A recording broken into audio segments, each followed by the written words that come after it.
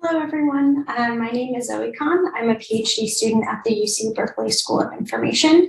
And today I will be talking about our paper entitled A Sociocultural Explanation of Internet-Enabled Work in Rural Regions. And this is work that has been done in collaboration with Professor Jenna Burrell. So I want to start off today with a story, and this story is set in Central Oregon. So Jenna and we've just driven an hour through wide open cattle ranches on a 2-lane road in Central Oregon, and we're on our way to meet John. John is a young cattle rancher who's running a massive inherited ranch in Central Oregon. And we meet John at a small white house on his property, a house where his mother used to live.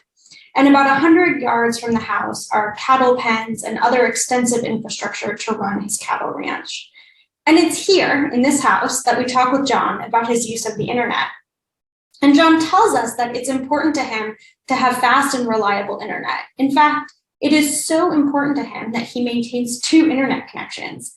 One of these internet connections is principally for playing Call of Duty, which you might know as sort of this first-person shooter video game.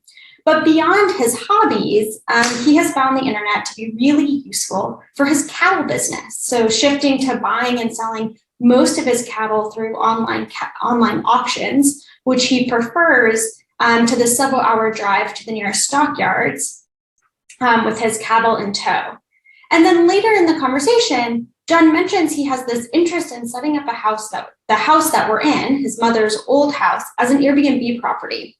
But he tells us that he actually has very little interest in managing the property himself because, quote, Airbnb opens up people problems with people who are outsiders. And so instead, John plans to have his neighbor's wife manage the property, preferring that she do sort of all of this very careful relational work to make sure that guests, who are oftentimes outsiders to the community, feel welcome and comfortable. And so in this story, what we see is the very selective ways in which John takes up the internet, embracing the use of the internet to help him with his cattle business while eschewing sort of the relational work with outsiders that's required to run an Airbnb.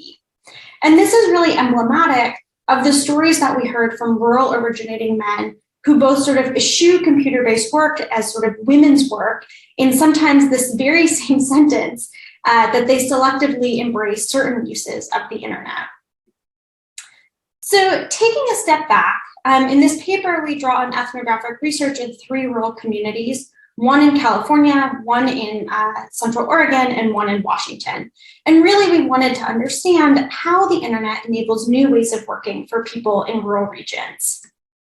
And more specifically, we were really interested in who in rural regions leverages the internet for work and in what ways. So the literature on how the internet enables new ways of working was really developed with this urban set of problems in mind. So Jack Niels coined the term telecommuting in 1975 and really offered telecommuting as this vision of a new form of remote work that would overcome traffic congestion and air pollution, among a range of other sort of very urban-centric concerns.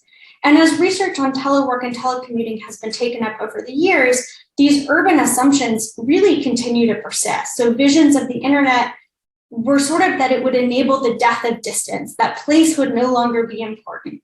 And the literature also really centered this notion that sort of the possibilities of the internet for work was really limited to telework, to white-collar knowledge work, and that telework was really the only possible way that the internet would open up new opportunities for work for people living in rural regions. But this narrow view of telework sort of didn't translate into the rural context, right? So while rural workers may not face traffic jams, there are a real distinct set of challenges that rural workers face that the internet connectivity might alleviate.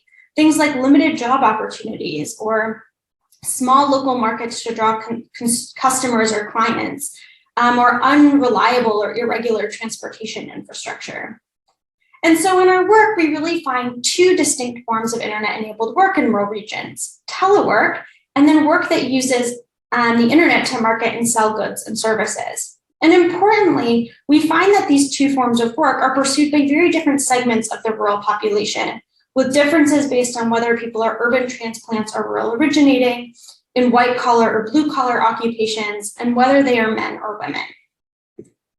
So telework is really white collar knowledge work. It's often sedentary, disembodied mind work. And we find that it is often carried out by urban transplants. So people who move from urban areas to rural ones, oftentimes with their jobs in tow. And if we focus on telework alone, we actually have this very narrow understanding of how the internet enables new ways of working in rural communities. And so the other category of work that we find is people who use the internet to market and sell goods and services. And so here we actually find a much wider range of people in rural communities who are using the internet for online marketing and sales. So unlike telework, online marketplaces were really leveraged by workers in occupations that are specific to rural localities, so things like traditional natural resources like farming and fishing, as well as tourism. And we also find that this work is pursued both by men and women, albeit in different ways that are tied to gendered expectations of work. So John, for example, as we saw earlier in this talk, saw the internet, he really had the internet infrastructure and the skills to buy and sell cattle using the online auction. And while he had this interest in using, in sort of having additional income from an Airbnb property, he really eschewed the relational work with outsiders and sees this work as better suited to women or his neighbor's wife. So these findings allow us to rethink the digital divide. So much of the literature on the digital divide has this real deficit framing, focused either on sort of a lack of adequate infrastructure or a lack of adequate skills.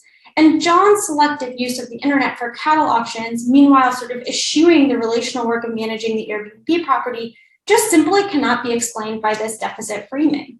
What's driving John's decision to use the internet was not based on access to the internet or skills that he might have, but rather what he, as a young male cattle rancher, wants to spend his time working on, what aligns with his gendered expectations of what's considered meaningful work.